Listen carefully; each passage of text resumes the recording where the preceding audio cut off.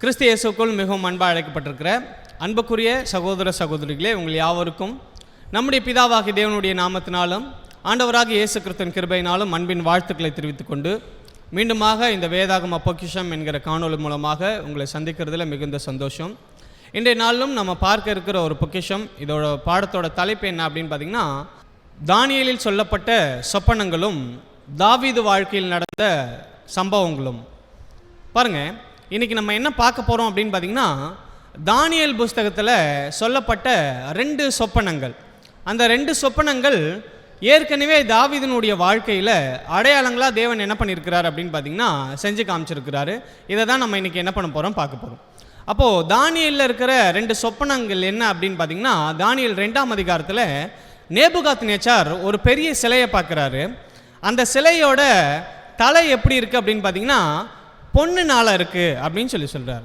அதே மாதிரி அந்த சிலையோட மார்பும் புயங்களும் எப்படி இருக்குது அப்படின்னு பார்த்தீங்கன்னா வெள்ளியினால் இருக்குது அப்படின்னு சொல்லப்பட்டிருக்கு.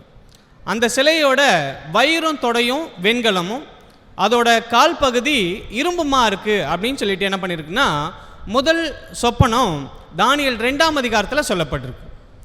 இது அப்படியே பேரலாக தானியேல் 7ஆம் அதிகாரத்தில் தானியேல் ஒரு சொப்பனம் பார்க்குறாரு, தரிசனம் பார்க்குறாரு. அதில் என்ன பார்க்குறாரு அப்படின்னு பார்த்தீங்கன்னா, சமுத்திரத்திலிருந்து 4 பெரிய மிருகங்கள் வருது அப்படின்னு சொல்லி பார்க்குறாரு. முதலாவது மிருகம் எப்படி இருக்குது அப்படின்னு பார்த்தீங்கன்னா சிங்கத்துக்கு ஒப்புமையாக இருக்குது. 2வது மிருகம் கரடிக்கு ஒப்புமையாக இருக்குது. 3வது மிருகம் சிறுத்தைக்கு ஒப்புமையாக இருக்குது. 4வது மிருகம் கெடிய பயங்கரமான ஒரு மிருகம் அப்படிங்கிறது என்ன பண்ணுறாருன்னா சொல்கிறார்.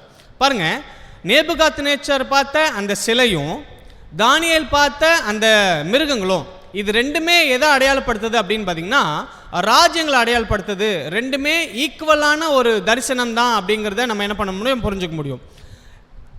நேபுகாத்நேச்சார் பார்த்த அந்த சிலையில் வரக்கூடிய பொன், அது எந்த மிருகத்தை அடையாளப்படுத்துது அப்படின்னு பார்த்தீங்கன்னா தானியேல் பார்த்த முதலாவது மிருகம் சிங்கத்தை அடையாளப்படுத்துது. அதே மாதிரி நேபுகாத்நேச்சார் பார்த்த சிலையில் இருக்கிற 2வது பகுதி வெள்ளின்னு பார்த்தோம் இல்லையா, அது எதை அடையாளப்படுத்துது அப்படின்னு பார்த்தீங்கன்னா மிருகத்தில் கரடிக்கு ஒப்புமையாக சொல்லப்பட்டிருக்கு.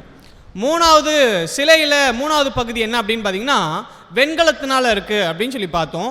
அது எதுக்கு அடையாளப்படுத்தி இருக்குது அப்படின்னு பார்த்தீங்கன்னா இங்கே சிறுத்தைக்கு அடையாளப்படுத்தி தேவன் என்ன பண்ணியிருக்காருன்னா சொல்லியிருக்கிறார். 4வது சிலையில் பார்த்தீங்கன்னா இரும்பு பகுதி, கால் பகுதி இரும்பாக இருக்குது அப்படின்னு சொல்லியிருக்கிறாரு. இதில் வந்து பார்த்தீங்கன்னா இந்த மிருகம் கொடிய மிருகம் அப்படின்னு சொல்லப்பட்டிருக்கும். பாருங்கள், தானியேல் 2ஆம் அதிகாரத்தில் சொல்லப்பட்ட அந்த தரிசனமும் சிலை தரிசனமும் தானியேல் 7ஆம் அதிகாரத்தில் இருக்கக்கூடிய மிருகங்கள் தரிசனமும் 2மே எதுதான் அப்படின்னு பார்த்தீங்கன்னா ஒன்று தான். தேவன் தானியேலுக்கு ஒரு மாதிரி அதை வெளிப்படுத்தி காமிக்கிறாரு, பாபிலோன் ராஜா நேபுகாத்நேச்சாருக்கு ஒரு மாதிரி வெளிப்படுத்தி காமிச்சார். இது அப்படியே தாவீதினுடைய வாழ்க்கையில் நடந்ததா அப்படின்னு பார்த்தீங்கன்னா ஆமாம், இது நடந்தது அப்படிங்கிறத தேவன் என்ன பண்ணுறாரு அப்படின்னு பார்த்தீங்கன்னா உறுதிப்படுத்துகிறார். எப்படி நம்ம புரிஞ்சுக்கலாம் அப்படின்னு பார்த்தீங்கன்னா 1 சாமுவேல் 17ஆம் அதிகாரத்தில் என்ன நடக்குது அப்படின்னு பார்த்தீங்கன்னா இஸ்ரேல் ஜனங்களை நிந்திக்கிறதுக்காக கோலியாத் வராரு. அவர் உயரம் எப்படி இருக்குது அப்படின்னு பார்த்தீங்கன்னா ரொம்ப உயரமான ஒரு மனுஷனாக இருக்கிறாரு. அவர்கிட்ட இருக்கக்கூடிய அவருடைய பொருட்கள், அவர் யூஸ் பண்ண பொருட்கள், போர் ஆயுதங்கள் எப்படி இருக்குது அப்படிங்கிறத நம்ம என்ன பண்ணலான்னா படிக்கலாம். 1 சாமுவேல் 17ஆம் அதிகாரம் 4ஆம் வசனம். காத்தூரானாகிய கோலியாத் என்னும் பேருள்ள ஒரு வீரன் இருந்தான். அவர் எப்படி இருக்கிறார் அப்படின்னு பார்த்தீங்கன்னா உயரமாக இருக்கிறார். 5ஆம் வசனம். தன் தலையின் மேல் வெண்கல சீரா வச்சுட்டு இருந்தார். ஆக்சுவலாக கோலியாத் என்ன பண்ணிட்டு இருக்கா அப்படின்னு பார்த்தீங்கன்னா தலையில் வெண்கல சீரா வச்சுட்டு இருக்கிறார். அதே மாதிரி அவருடைய கால்களில் என்ன இருக்குது அப்படின்னு பார்த்தீங்கன்னா வெண்கல கவசம் தரித்திருந்தார் அப்படின்னு சொல்லிட்டு 6ஆம் வசனம் சொல்லியிருக்கு. அதே மாதிரி 7ஆம் வசனத்தில் பார்த்தீங்கன்னா அவர் கையில் ஈட்டி பிடிச்சிருக்கிறாரு.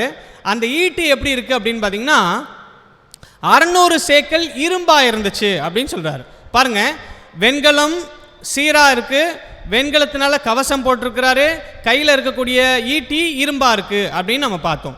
சரிங்களா? இது அப்படியே தரிசனத்தில் எங்கே இருக்குது அப்படின்னு பார்த்தீங்கன்னா தரிசனத்தில் நேபுகாத்நேச்சார் பார்க்குறா இல்லையா, அந்த சிலையில் கால்கள் இருக்குது பாருங்கள், அது எப்படி இருக்குது அப்படின்னு பார்த்தீங்கன்னா இரும்பாக இருக்குது. வயிறும் தொடையும் பார்த்தீங்கன்னா வெண்கலத்தில் இருக்குது அப்படின்னு நம்ம பார்த்தோம். பாருங்கள், அங்கே தானியேலில் சொல்லப்பட்ட அந்த தரிசனம் ஆல்ரெடி நம்ம தாவீது வாழ்க்கையில் நடந்த சம்பவங்களில் தேவன் என்ன பண்ணியிருக்கிறார் அப்படின்னு பார்த்தீங்கன்னா அடையாளப்படுத்தி வச்சிருக்கிறார் அப்படின்னு நம்ம புரிஞ்சுக்கலாம். அடுத்தது தானியேலில் 7ஆம் அதிகாரத்தில் மிருகங்களை சொல்லப்பட்டிருக்கு. முதலாவது மிருகம் சிங்கம், 2வது மிருகம் கரடி அப்படின்னு சொல்லிட்டு. அது எப்படி அடையாளமாக தாவீது வாழ்க்கையில் இருந்திருக்கு அப்படின்னு பார்த்தீங்கன்னா, அவர் கோலியாத்தை சாகடிக்கிறதுக்காக ராஜா கிட்ட பர்மிஷன் கேட்குறாரு. சவுல் ராஜா கிட்ட பர்மிஷன் கேட்க போகிறார்.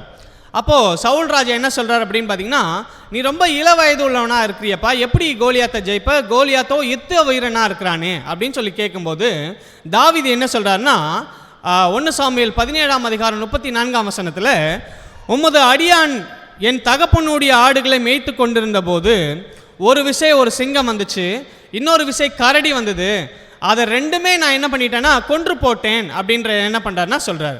பாருங்கள், தானியேலில் பார்த்த அந்த 2 சொப்பனங்களும் தாவீது வாழ்க்கையில் 2 பகுதிகளாக என்ன பண்ணியிருக்குன்னா நடந்திருக்கு. தேவன் அடையாளமாக என்ன பண்ணியிருக்காருன்னா செஞ்சு காமிச்சிருக்கிறார்.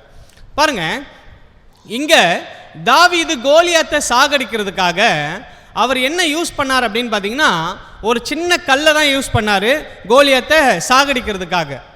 அதை படிக்கலாம் பாருங்கள். 1 சாமுவேல் 17ஆம் அதிகாரம் 49ஆம் வசனம், அவன் தன் கையை அடைப்பையிலே போட்டு அதிலிருந்து கல்லை எடுத்து எறிந்தான். பாருங்க, ஒரு கல்லை எடுத்து என்ன பண்ணுறாருன்னா கோலியாத் மேலே எறிகிறாரு கோலியாத்தை சாகடிக்கிறதுக்காக. இந்த கல் பட்ட உடனே கோலியாத் என்ன ஆயிடுறாரு அப்படின்னு பார்த்தீங்கன்னா செத்து போயிடுறாரு. அதே மாதிரி சிலையில், தானியேலில் பார்த்த சிலையில் அங்கே என்ன நடக்குது ஃபைனலாக அப்படின்னு பார்த்தீங்கன்னா, தானியேல் 2ஆம் அதிகாரம் 34ஆம் வசனத்தில், நீர் பார்த்து கொண்டிருக்கும் போதே கைகளால் பெயர்க்கப்படாத ஒரு கல் பெயர்ந்து உருண்டு வந்து அந்த சிலையை என்ன பண்ணுதுன்னா மோதுது. பாருங்க, இங்கே தாவீது கோலியாத்தை சாகடிக்கிறதுக்கு ஒரு கல்லை யூஸ் பண்ணுறாரு. அதே மாதிரி அந்த சிலையினுடைய காரியங்களை முடிவுக்கு கொண்டு வர்றதுக்கு தேவன் என்ன பண்ணுறார் அப்படின்னு பார்த்தீங்கன்னா ஒரு கல்லை யூஸ் பண்ணுறார். பாருங்கள், இந்த பொக்கிஷத்தில் நம்ம பார்த்தது என்ன அப்படின்னு பார்த்தீங்கன்னா, தானியேலில் சொல்லப்பட்ட அந்த தரிசனங்கள் தாவீது வாழ்க்கையில் ஆல்ரெடி தேவன் என்ன பண்ணியிருக்கிறார் அப்படின்னு பார்த்தீங்கன்னா அடையாளமாக செஞ்சு காமிச்சிருக்கிறாரு அப்படிங்கிறத என்ன பண்ணலான்னா நம்ம புரிஞ்சுக்கலாம். பொறுமையோடு கேட்டவங்கள் அனைவரும் தேவன் தம்மை கிருபை ஆசீர்வதித்து வராக. ஆமென்.